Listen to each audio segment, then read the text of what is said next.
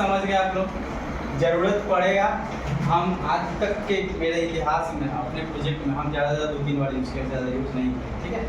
कहीं कौन सा झंझट पालेंगे, क्योंकि बात यह नहीं है कि आप बना दीजिए, बात यह है कि इसको डायनेमिक करना मुश्किल हो जाता है। सर इसलिए जब बोलते हैं सिंगल पेज की डबल पेज, इसीलिए जाएंगे तो डबल दूसरे पे चला जाएगा, तीसरे पे चला जाएगा, तीन पे जाएंगे थर्ड पे। पेजिंगनेशन का मतलब नहीं समझे क्यों बना रहे थे सर। देखिए पेजिंगनेशन हम समझते थे कि लोग लैपटॉप का साइज नहीं, पेजिंगनेशन का मतलब यह हुआ, मान लीजिए आप क्लाइंट के वेबसाइट में एक इंक्वायरी का पेज डाल दिए, ठीक है, इंक्वायरी पेज डाल दिए ना दे।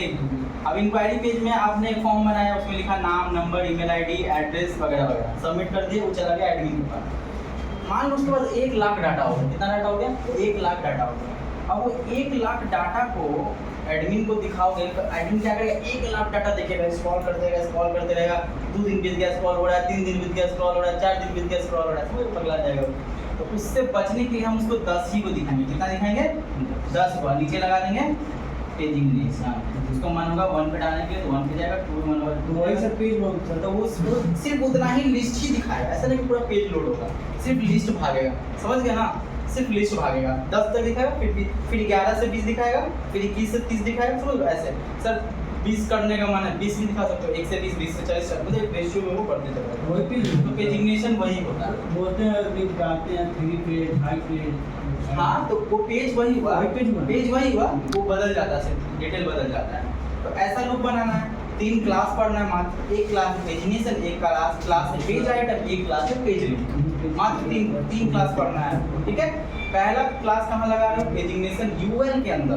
पहला तो समझो कि ये डिज़ाइन कैसे बन रहा है, ये डिज़ाइन आपका बन रहा है यूएल और एलआई के हेल्प से। किससे बन रहा है, यूएल और एलआई के हेल्प से। अब चूंकि 1 2 3 क्लिकेबल है, यानी कि क्या लगने वाला है, एंकर टैग लगेगा ही लगेगा, सिंपल सा चीज है।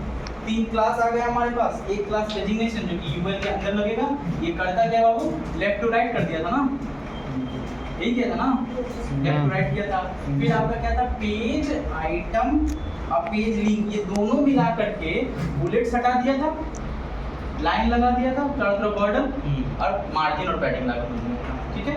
तो पेज आइटम लगेगा आपका एलआई में और पेज लिंक लगेगा आपका एंकर टैग में, और आपका डिजाइन बन जाएगा कुछ इस तरीके से।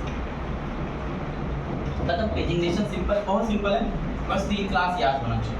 इसके बाद हम लोग आ जाते हैं ब्रेडकम पर। ब्रेडकम इसलिए भी बहुत जरूरी है एसईओ के लिए, ध्यान से सुनिएगा। ब्रेडकम ज़्यादातर लोग अवॉइड करते हैं, नहीं बनाते हैं, लेकिन ब्रेडकम बनाना चाहिए।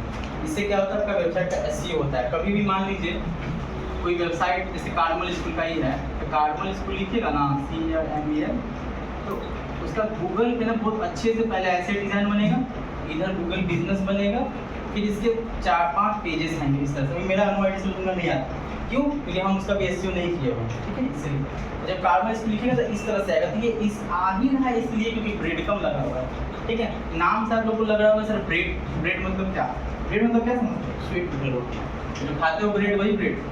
ब्रेड में क्या रहता है, स्लाइसेस रहते हैं, स्लाइसेस, तो वही स्लाइसेस होती है, ये जो ब्रेड है, ठीक है। इसको बोलते हैं ब्रेडकम, इसको बोलते हैं क्या, ब्रेडकम। पहले इंडिया के अंदर हम कहाँ है, बिहार के अंदर कहाँ है, पटना में कहाँ रहता है, समझ लो।